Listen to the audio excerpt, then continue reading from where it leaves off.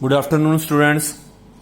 अज आप सब तो इंपोर्टेंट चैप्टर स्टार्ट करना +1 का चैप्टर नंबर 3 ट्रिग्नोमैट्रिक फंक्शन। सारी +2 के चैप्टर यूज होना है। सब तो पहला टॉपिक है पाइथागोरस थ्योरम।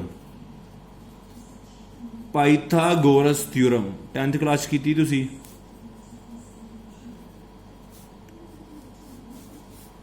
कोई राइट एंगल ट्रायंगल होए, इधर होए परपेंडिकुलर, इधर होए बेस ते इधर होए hypotenuse. Perpendicular base hypotenuse formula होंदा perpendicular square plus base square is equal to hypotenuse square. आ कोई एंगल थीटा होए, ये फार्मूला होंदा है पाइथागोरस थ्योरम दा। यूज होना अपना। हुण देखो जरा trigonometric function chapter 10th class की ट्रिग्नोमैट्री पढ़ी हुई है। 6 तरह के ट्रिग्नोमैट्रिक फंक्शन होंगे अपने को। Sine theta, cos theta, tan theta. Sign theta का रेसिप्रोकल होंदा कोसिकन थीटा, कोस थीटा का रेसिप्रोकल होंदा सीकन थीटा, टैन थीटा का रेसिप्रोकल होंदा कोट थीटा। ये 6 तरह के ट्रिग्नोमैट्रिक फंक्शन होंगे साडे कोल। अगे देखो जरा साइन थीटा का फार्मूला 10th क्लास ही पढ़ाया, वो पंडित बद्री प्रसाद वाले फार्मूले। पंडित बद्री प्रसाद हर हर बोले पढ़िया ना फार्मूला। तो यानी कि साइन थीटा का फार्मूला होंदा है परपेंडिकुलर अपॉन हाइपोटन्यूज।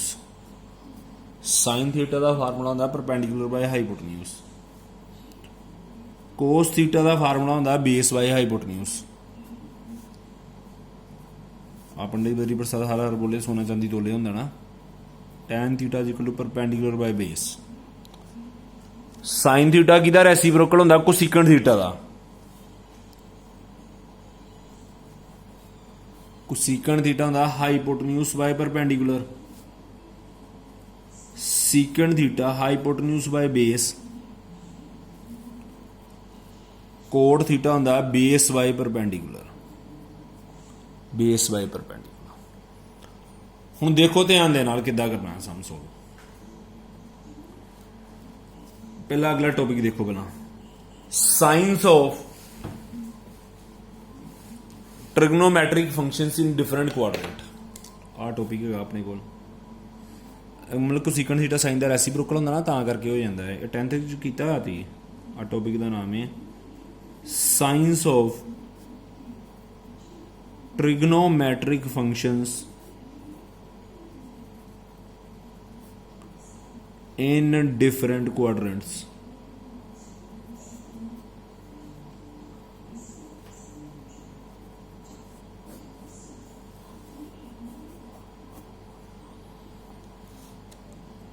देखो जरा ट्रिग्नोमैट्रिक फंक्शन आज जो ट्रिग्नोमैट्रिक फंक्शन है साइन किहड़े क्वाड्रेंट किहड़ा साइन है। सब तो इंपोर्टेंट कंसैप्ट है जी। आ कंसैप्ट ना समझ लगा पूरा चैप्टर नहीं समझ लगना।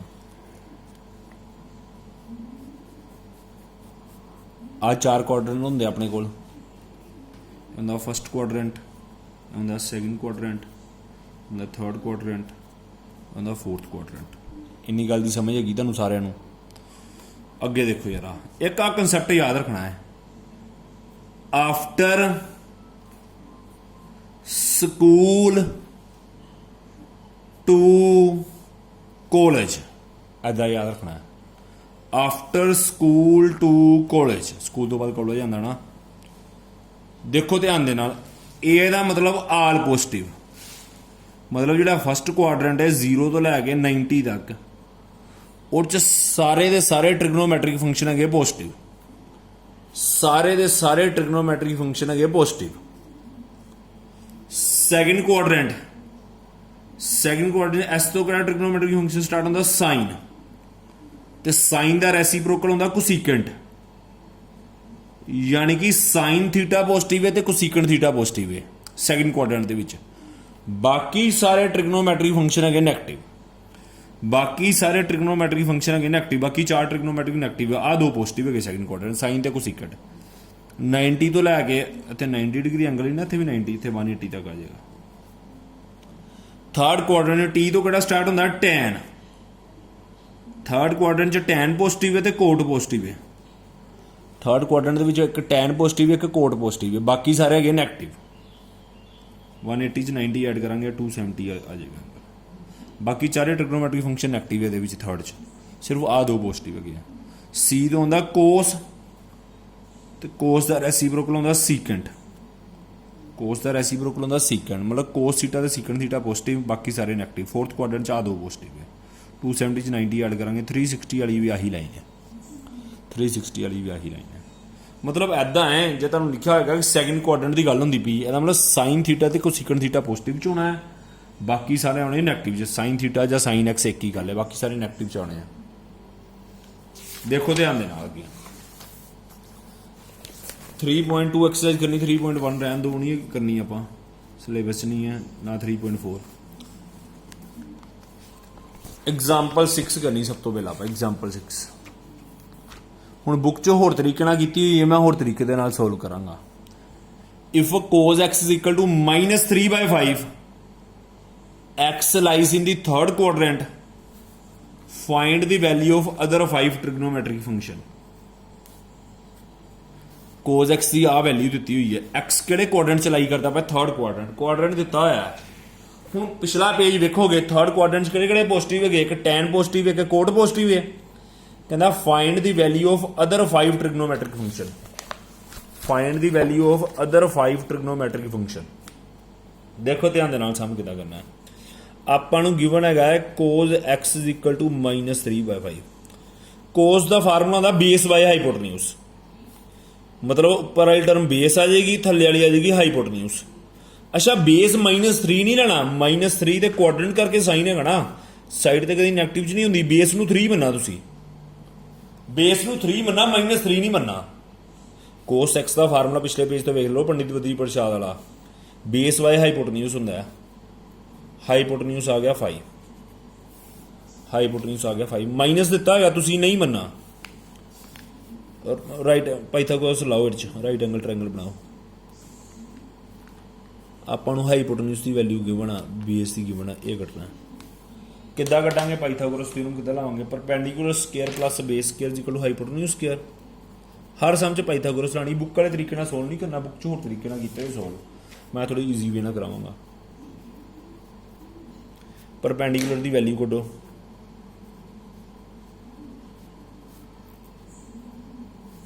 $25 9 उधर आगे माइनस हो जाएगा।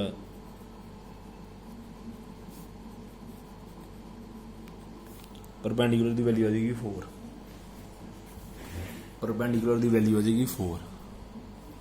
अगे देखो जरा, मतलब एक दो चीज़ा दी होंगी, एक कटना आप उन्होंने कहा find the value of other 5 trigonometric function. हूँ मतलब आप साइन एक्स कटना है, साइन एक्स कटना है, कोस एक्स दिता है, टैन एक्स कटना है, तो कोट एक्स कटना। ये फाइंड आउट करनी है।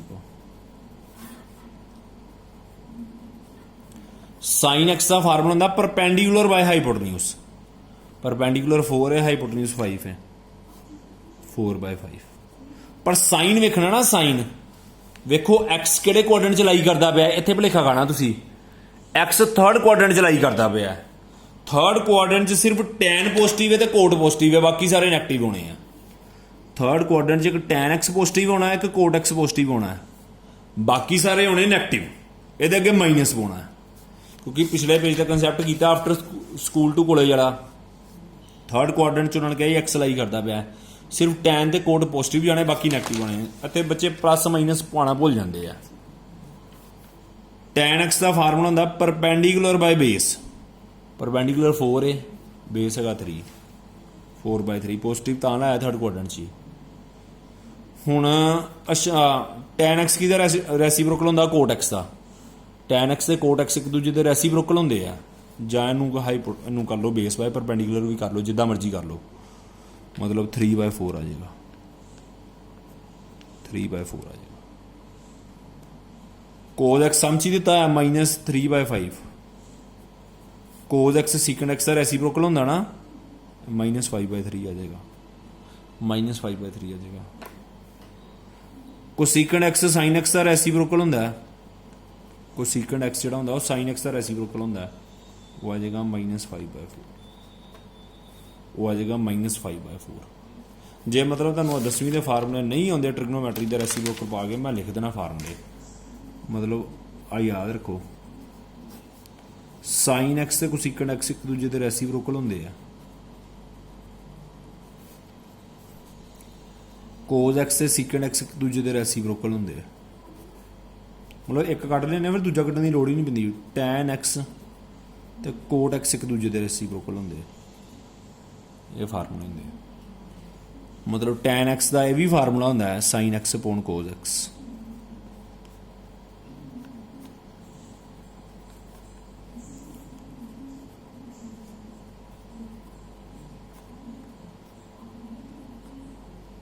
cos x by sin x मतलब ਜਿਹੜਾ ट्रिग्नोमेट्रिक फंक्शन ਦਿੱਤਾ ਹੋਏਗਾ ਨਾ ਆਪਾਂ ਉਹ ਤੋਂ ਵੇਖਣਾ, ਸਾਈਨ ਲਗਾਉਣਾ ਨਹੀਂ ਭੁੱਲਣਾ, ਉੱਥੋਂ ਚੈੱਕ ਕਰਨਾ ਕਿਹੜੇ ਕੋਆਰਡੀਨੇਟਸ ਕਿਹੜੇ ਦੋ ਪੋਜ਼ਿਟਿਵ ਹੈ ਬਾਕੀ ਕਿਹੜੇ ਹੋਣੇ ਆ ਨੈਗੇਟਿਵ। ਐਗਜ਼ਾਮਪਲ 7 ਹੈਗੀ ਆਪਣੇ ਕੋਲ, ਕੋਟ x ਦਿੱਤਾ ਇਹਦੇ ਵਿੱਚ ਆਪਾਂ ਨੂੰ -5/12। ਪੰਡਿਤ ਬਦਰੀ ਪ੍ਰਸਾਦ ਵਾਲੇ ਫਾਰਮੂਲੇ ਵੇਖੋਗੇ, ਕੋਟ ਹੁੰਦਾ ਬੇਸ ਬਾਏ ਪਰਪੈਂਡੀਕੂਲਰ, ਕੋਟ ਹੁੰਦਾ ਬੇਸ ਬਾਏ ਪਰਪੈਂਡੀਕੂਲਰ। ਹੁਣ ਬੇਸ ਹੈਗਾ -5, ਸੌਰੀ ਬੇਸ ਹੈਗਾ 5, ਸਾਈਨ ਤੇ ਲਈਦਾ ਨਹੀਂ ਨਾ ਹੁੰਦਾ, ਪਰਪੈਂਡੀਕੂਲਰ ਹੈਗਾ 12। ਕੋਟ x ਹੁੰਦਾ ਨਾ ਬੇਸ ਬਾਏ ਪਰਪੈਂਡੀਕੂਲਰ, ਸਾਈਨ ਨਹੀਂ ਲਈਦਾ ਹੁੰਦਾ ਮਾਈਨਸ। ਜਿਹੜਾ ਸਾਈਨ ਸਾਈਨ ਹੁੰਦਾ ਉਹ ਕੁਆਡਰੈਂਟ ਕਰਕੇ ਹੁੰਦਾ, ਜਿੱਦਾਂ ਸੈਕਿੰਡ ਕੁਆਡਰੈਂਟ ਚ ਲਾਈ ਕਰਦਾ ਨਾ, ਕੋਟ ਦੇ ਨੈਗੇਟਿਵ ਚ ਹੋਣਾ ਸੈਕਿੰਡ ਚ। ਬੇਸ ਆ ਗਿਆ 5, ਪਰਪੈਂਡੀਕੂਲਰ ਆ ਗਿਆ 12। ਇੱਥੇ ਮਾਈਨਸ ਨਹੀਂ ਲੈਣਾ, ਰਾਈਟ ਐਂਗਲ ਟ੍ਰਾਇੰਗਲ ਬਣਾਓ। ਇਹ 12 ਦਿੱਤਾ 5 ਦਿੱਤਾ, ਹਾਈਪੋਟੇਨਿਊਸ ਕੱਢੋ, ਪਾਈਥਾਗੋਰਸ ਲਾ ਕੇ ਹਾਈਪੋਟੇਨਿਊਸ ਕੱਢੋ। ਪਾਈਥਾਗੋਰਸ ਥਿਓਰਮ ਕੀ ਕਹਿੰਦੀ ਹੈ? Hypotenuse square is equal to perpendicular square plus base square. मतलब इधर हाइपोटेन्यूज स्क्वायर आ जाएगा, परपेंडिकुलर स्क्वायर 12 का स्क्वायर प्लस 5 का स्क्वायर, इधर आ जाएगा 169।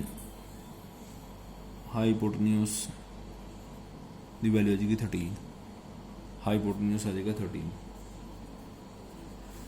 हुण अदर 5 ट्रिग्नोमेट्रिक फंक्शन की वैल्यू कटनी है, मतलब कोट दिता है, मतलब साइन कटना है। जो साइन आ गया तो रेसिप्रोकल को सीकट होंदा वो भी आ जाना है, साइन आ गया तो रेसिप्रोकल को सीकट होंदा वो भी आ गया। फिर कोस कटना है, ਉਹਦਾ रेसिप्रोकल होंदा सीकट x वो भी आ जाना है।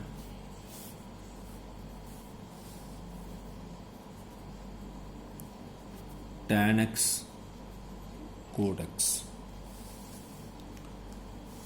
sin x the formula perpendicular by hypotenuse, perpendicular कितना है 12, हाइपोटेन्यूज कितना 13। साइन लगाना नहीं भूलना, साइन मतलब प्लस माइनस वाला साइन। एक्स केड़े क्वाड्रेंट च लाई करता पे सेकंड, एक्स केड़े क्वाड्रेंट च लाई करता पे सेकंड, सेकंड क्वाड्रेंट च साइन एक्स हुंदा पॉजिटिव। चेक कर लो, सेकंड क्वाड्रेंट च साइन ते कोसेकेंट पॉजिटिव हुंदा ना, हुणे मैं लिखाया पिछे आ सेकंड क्वाड्रेंट साइन ते कोसेकेंट पॉजिटिव हुंदा, इस करके इहदे नाल प्लस साइन ही पेगा। क्वेश्चन च भावें माइनस दिता ही पर इत्थे प्लस ही पैना है, क्योंकि एक्स उन्होंने कहा सैकेंड क्वाड्रेंट च लाई करता पाया, सैकेंड दे विच साइन एक्स हुंदा positive. Sine x cosecant x एक दूजे दे रेसिप्रोकल हुंदे आ। इत्थे आएगा 13/12, जे 12/13 है 13/12 आएगा। कोस एक्स हुंदा बेस बाय हाइपोटेन्यूज, बेस हैगा 5, हाइपोटेन्यूज हैगा 13। चेक करो किहड़ा क्वाड्रेंट है, क्वाड्रेंट हैगा सेकंड, सेकंड च कोस एक्स हुंदा नेगेटिव, क्योंकि साइन ते कोसेकेंट ही पॉजिटिव हुंदे आ। साइन एक्स से कोसेकेंट एक्स ही पॉजिटिव हुंदा, कोस एक्स हुंदा नेगेटिव, इस करके इत्थे माइनस आएगा। हुण जे कोस एक्स -5/13 आ गया, सेकंड एक्स उहदा रेसिप्रोकल होना है, -13/5 आएगा। इहदा रेसिप्रोकल होना ना -13/5 आएगा। तुहानूं दस्सिया हुण रेसिप्रोकल वाले फार्मूले बुक च थोड़े औखे तरीके नाल कीते, मैं थोड़े सौखे तरीके नाल करा रहा तुहानूं। tan x, हुण कोट एक्स आपां नूं समझ दित्ता होया, कोट एक्स दिता है -5/12। कोट ते tan एक दूजे दे रेसिप्रोकल हुंदे आ, कोट ते tan एक दूजे दे रेसिप्रोकल हुंदे आ। ये -12/5 आ जाएगा, ये -12/5।